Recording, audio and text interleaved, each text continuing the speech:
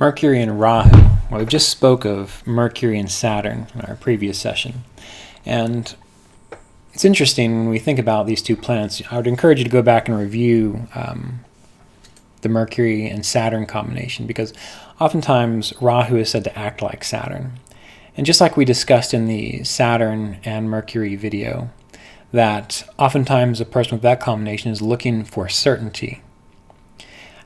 And they're wanting astrologers or they're wanting financial advisors to tell them just exactly what to do perfectly to make that next step work beyond anyone's expectations. And really no astrologer will be able to do that for a Mercury-Saturn individual. Well, Rahu, on the other hand, Rahu and Mercury forces a person to have to learn through trial and error and experimentation.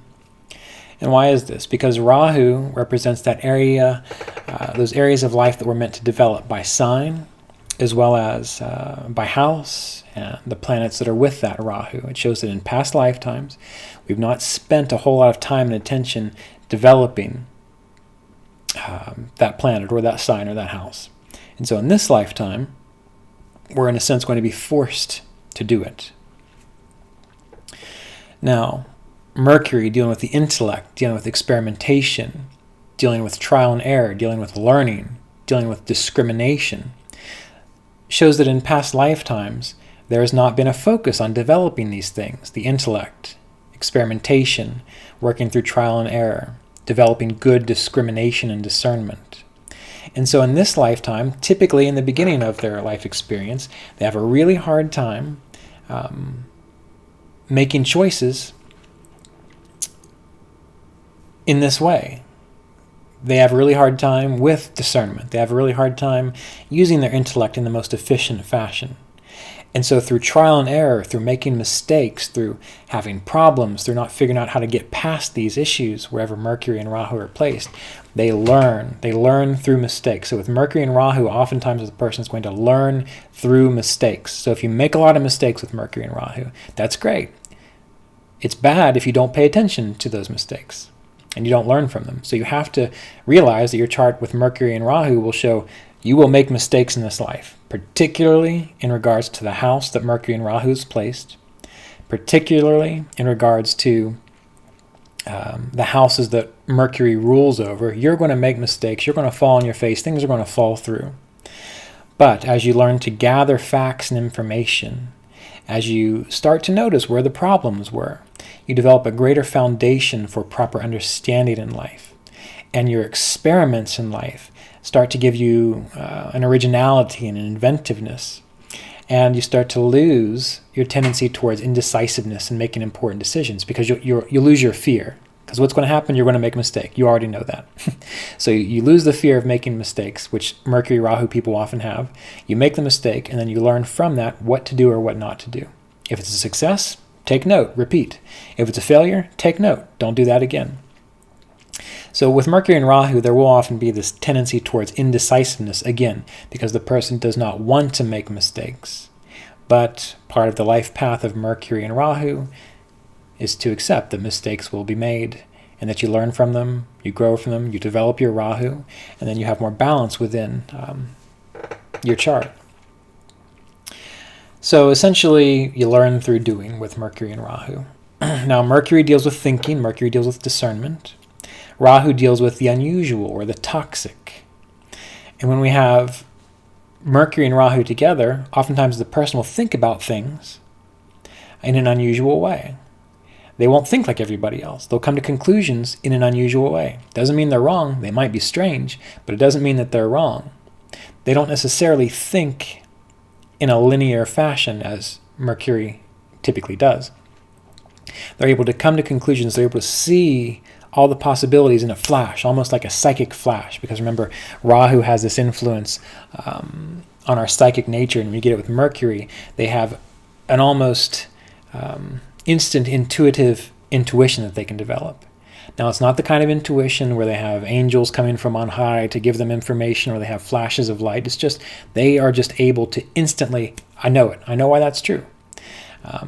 Sometimes when people develop great talents, like things that are just surprisingly overwhelming. Like they learned to play the piano last week and already they're playing some kind of Bach, or I don't know, I'm not a piano player, but they're playing some kind of piece which is really difficult because they have this capacity to just in their mind in an unusual way make all these connections and do it very rapidly and very quickly.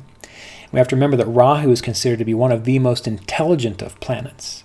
He is extremely intelligent. When you put him with Mercury, that also gives an extreme intelligence, one that is often ahead of other people's time, one's own time. And so they might seem foreign, strange, or disturbed or misunderstood because they're able to understand things much quicker, much more rapidly, but they can't quite describe the reasons why they know these things, right? Their mind, their brain is just working in a little bit different way. Mercury can give friends with foreigners because Mercury deals with friends. It can give a connection to foreign lands. It can give business trade in foreign lands because Mercury is a planet of trade and commerce. Typically, the person will like and be attracted to foreign, unusual, or strange things.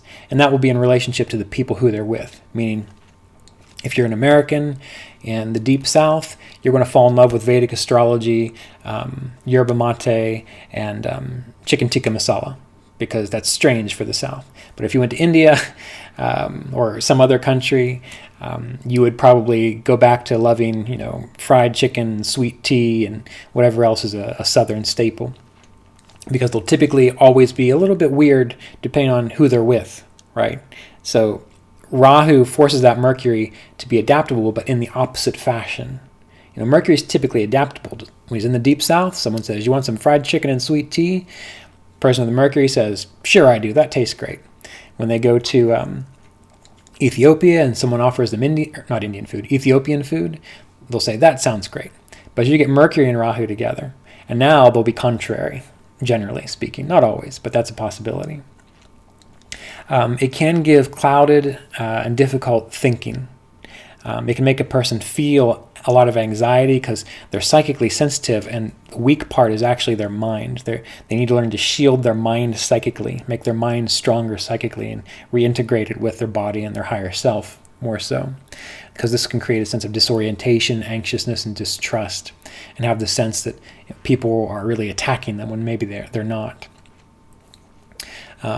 Mercury and Rahu can give criminal tendencies because they'll actually see it as a challenge, getting around the law or whatever it might be. And we got to remember that these will be appropriate and accurate if there are influences that define a criminal within the chart. So you just can't go by Mercury and Rahu alone, just like you can't go by any of these single combinations alone to say what Ryan said is absolutely right.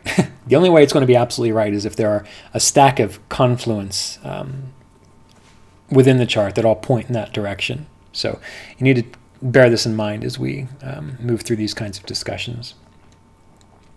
So generally speaking, these are the most important things to note about Mercury and Rahu. It's an extremely intelligent combination. The person is going to tend to be different and interested in different things. Their mind is going to function differently. They might be ahead of their time, have a real love for foreign things. But on the negative, they need to strengthen their mind psychically. They need to learn to stay centered within their body, their heart, and connected to their higher self. And they need to hopefully try to use their extreme mental capacity or understanding, psychic understanding, for the good of the world. Although, as we know, that I was talking to another astrologer recently on the Saptarishi's channel, Eve.